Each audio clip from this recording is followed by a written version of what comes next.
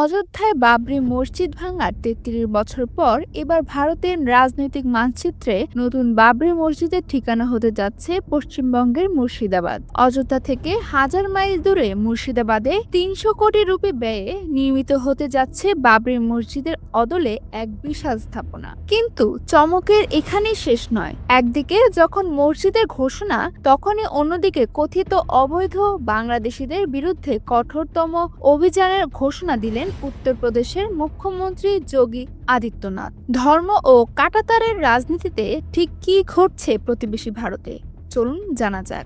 ঘটনার সূত্রপাত পশ্চিমবঙ্গের মুর্শিদাবাদ থেকে। তৃণমূল কংগ্রেসের বহিষ্কৃত বিধায়ক হুমায়ুন কবির ঘোষণা দিয়েছেন অযোধ্যার বাবরির অদলে তিনি মুর্শিদাবাদে একটি মসজিদ নির্মাণ করবেন, যার সম্ভাব্য ব্যয় ধরা হয়েছে ৩০০ কোটি রুপি।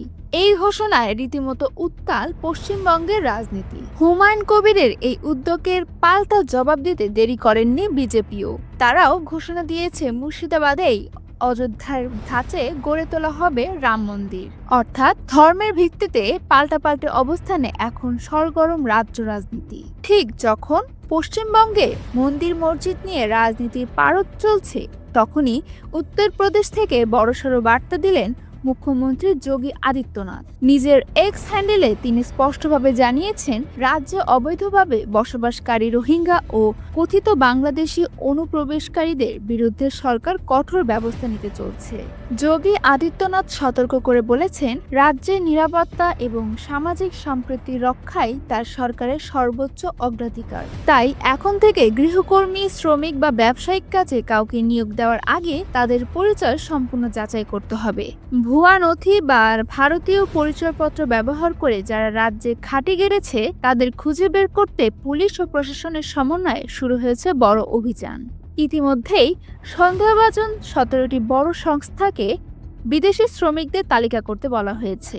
বিশ্লেষকদের মতে, বাংলাদেশের শেখ হাসিনা সরকারের পতনের পর সীমান্তে ভারতের তৎপরতা বহুগুণ বেড়েছে। অভিযোগ উঠেছে, অনেক ভারতীয় নাগরিককেও বাংলাদেশের তকমা দিয়ে রাতের আঁধারে জোর করে সীমান্তের ওপারে ঠেলে দেওয়া হচ্ছে, যা নিয়ে আন্তর্জাতিক মহলেও সমালোচনার ঝড় বইছে।